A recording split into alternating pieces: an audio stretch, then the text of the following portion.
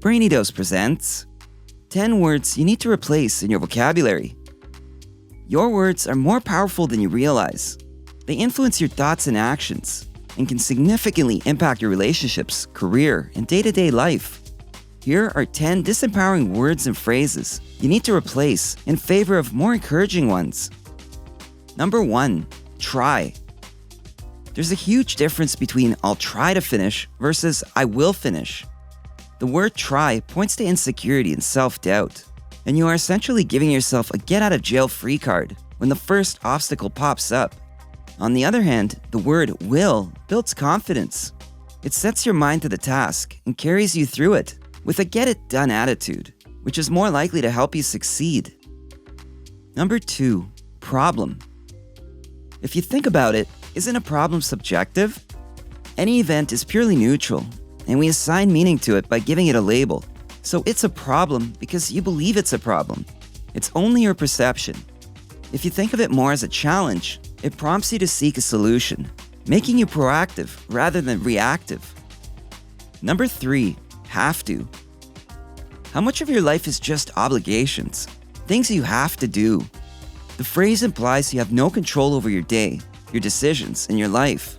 It might give you a victim mentality, or at least paint you in that light to others. Sure, sometimes we all do things we aren't a fan of. Saying you have to do something, though, simply crushes your spirit and makes you another cog in the machine. Instead, replace the phrase with I'm going to. It gives the idea of more control, which will boost your confidence. Number 4, but. The word but negates or cancels everything that precedes it. So when you say, I want to finish reading this book, but I don't have the time, all your mind hears is, I don't have time. It's an obstacle in your path, and it's not even one you're trying to move out of the way. So next time you want to do something, replace that but with and. You'll be tricking your mind into finding a way to make it happen before you can even think of the excuse. Number 5, can't. Cant has been the killer of many dreams and ambitions. It slams down a roadblock in the middle of everything and forces you to never move forward. By saying I can't, you abandon every chance you might have had because you let doubt take over. Instead of giving yourself reasons why it can't happen, give yourself reasons why it can. When you focus on solutions instead of listing why things won't work out, you open up a world of opportunities. Number 6, failure.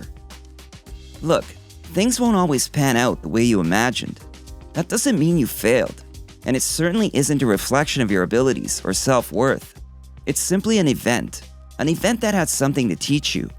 Replacing the word failure with I'm learning puts you back in control of the situation and encourages you to figure out a way to get the outcome you desire.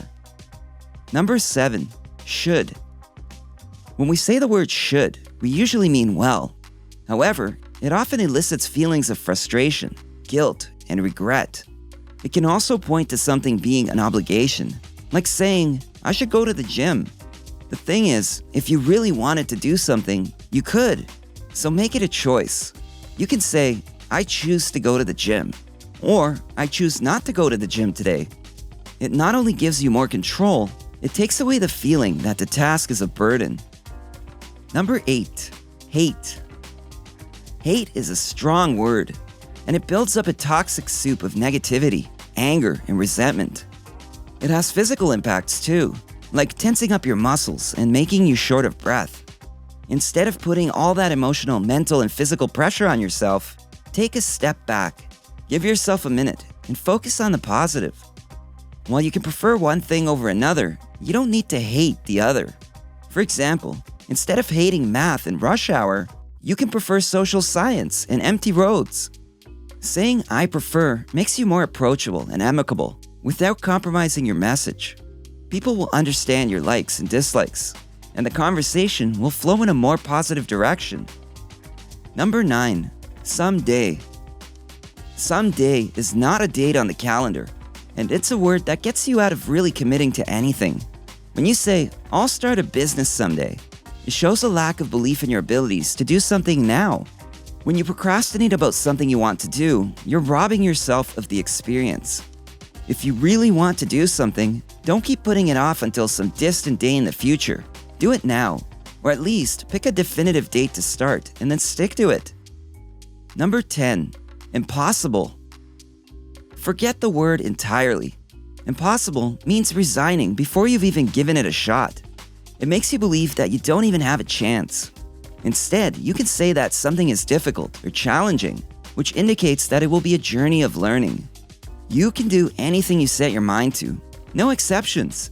A slight attitude shift is really all you need. Words have the power to make or break people and situations. If you know how to use them, you can move mountains. If you use the wrong ones, you'll find yourself stuck in a rut. If we are the writers of our own destiny, incorporate more positive words and phrases into your story and set yourself up for success. If you enjoyed this video, give it a thumbs up and share it with your friends so we can keep making them. For more videos like this, hit the subscribe button and remember to click on the notification bell. Also, be sure to check out our other videos as well. Thanks for watching.